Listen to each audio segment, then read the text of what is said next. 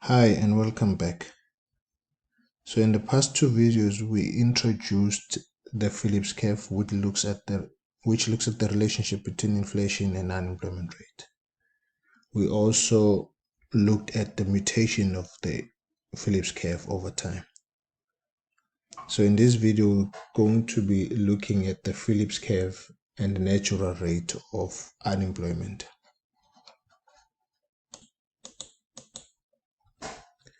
The history of the Phillips curve is closely related to the discovery of the concept of the natural unemployment rate, which we introduced in chapter 6. So originally the Phillips curve implied that there was no such thing as a natural rate of unemployment. Policymakers could simply choose between higher inflation rate and lower unemployment rate, and vice versa. So in the late 60s, two economists questioned this trade-off. So these economists were Friedman and Phillips. They argued that such a trade-off could only exist if wage setters systemically underpredicted inflation, and that they were likely to make the same mistake forever. They further argued that if the government attempted to sustain lower unemployment rate by accepting high inflation, the trade-off would ultimately disappear.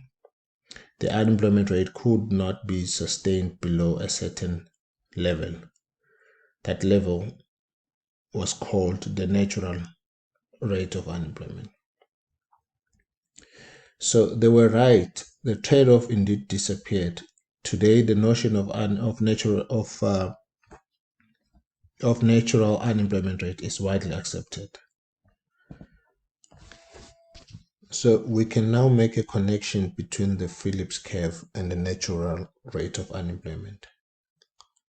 So since by definition in chapter 6, the natural rate of unemployment is one such that actual price is equals to expected price. So equivalently, the natural rate of unemployment here is one such that inflation is equals to expected inflation. So imposing the condition that inflation is equals to expected inflation and the equation we derived earlier, that is from the equation that inflation is equals to expected inflation plus the markup plus catch-all variables minus the strength of unemployment rate on wages. So given that inflation is equals to expected inflation as shown here, then these two would cancel out each other. Then the equation will be given by 0 equals to the markup plus the catch-all variable minus the strength of unemployment rate on wages. So solving for unemployment rate, would first have to make this the subject of the formula. Then from there we get this outcome. So the natural unemployment rate is given by, or rather is equals to the markup plus the catch-all variable divided by alpha. So this represents the relationship between the markup and the catch-all variables in unemployment that we discussed earlier. That is, the higher the markup or the catch-all variable Z, the higher the natural rate of unemployment. So if we impose this on the initial equation, so we impose it on this equation, one that we derived earlier,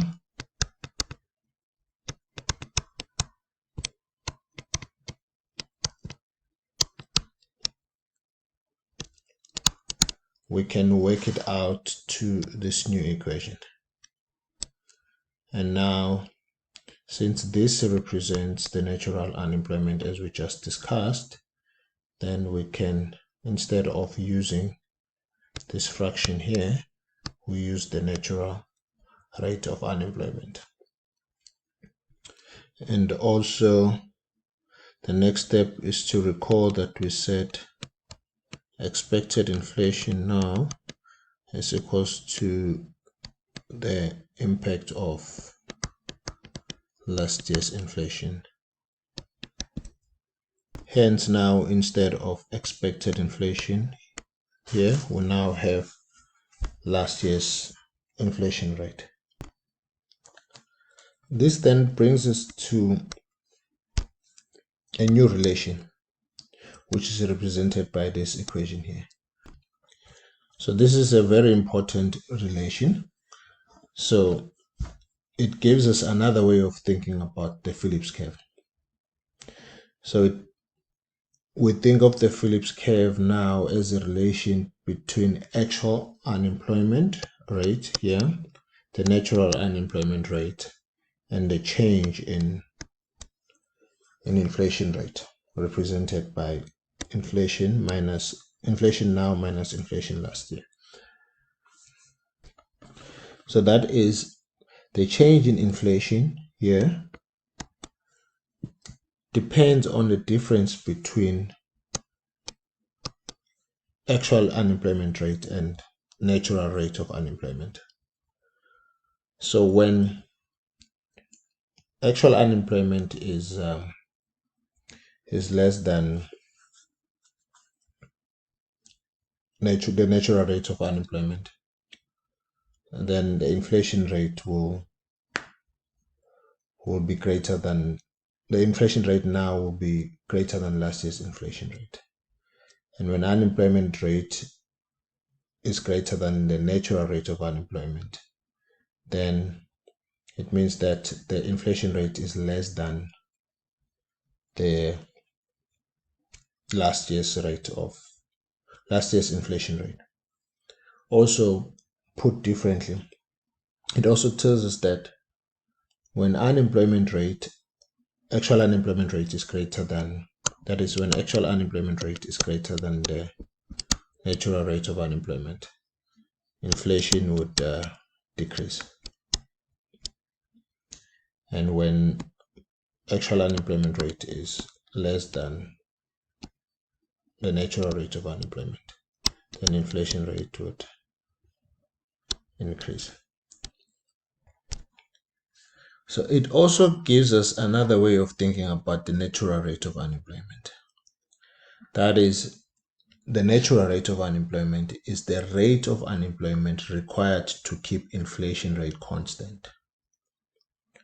So therefore, the natural rate of unemployment is also known as the non-accelerating inflation rate of unemployment, or abbreviated as NAIRO.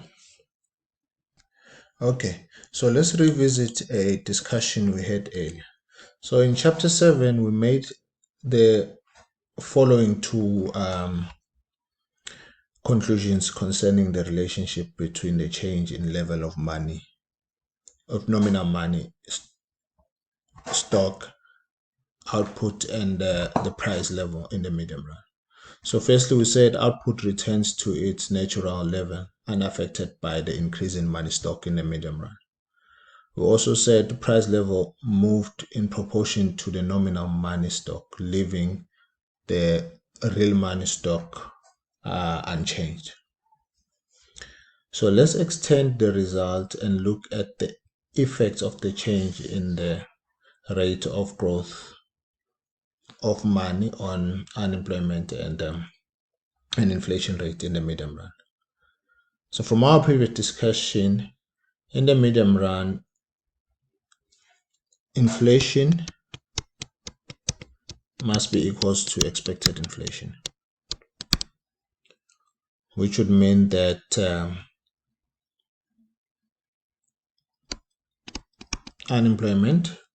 actual unemployment must be equals to the natural rate of unemployment 2, which is independent of the rate of growth of nominal money. So turning to inflation and going back to the aggregate demand relation that we developed in chapter 7, if unemployment rate returns to its natural level, it follows that output also return to its natural level. So the relation can be shown by, instead of output being a function of output into money stock and a function of government spending and taxation, it can be then become the natural rate of unemployment of output is equals to the aggregate demand.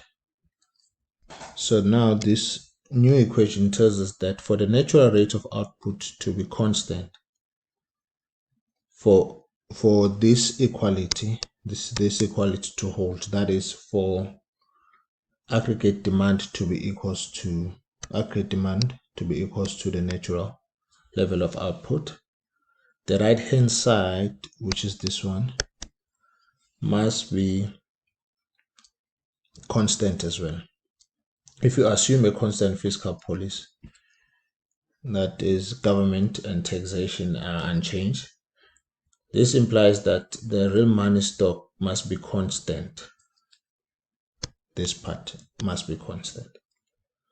So if this is the case, the implication is that inflation must be equals to the rate of money growth. That is, inflation must be equals to the rate of money growth, which is represented by growth of money, GM. So this part is very important. It basically tells us that in the medium run, the rate of inflation is determined by the rate of money growth, GM. So Milton Friedman put it this way. He said inflation is always and everywhere a monetary phenomenon. That is, any factor that affects the price level, such as monopoly power of firms, strong unions, price of oil, and any other factors, will affect the inflation in the short run. However, unless it affects the rate of money growth, it has no effect on inflation in the medium run. Okay, let's summarize our discussion. So since the natural rate of unemployment depends on the catch-all variable Z, on the markup M, and the strength of unemployment on wages, which is represented by alpha, there is therefore reason to believe, or rather conclude, that there is a variation in the natural rate across countries. This is simply due to the fact that the factors Z, M, and alpha differ across countries. There is also a variation in natural rate of unemployment over time. So earlier we made assumptions that M, which is the markup, and the catch-all variable Z were constant. But there are good reasons to believe that M and Z vary over time.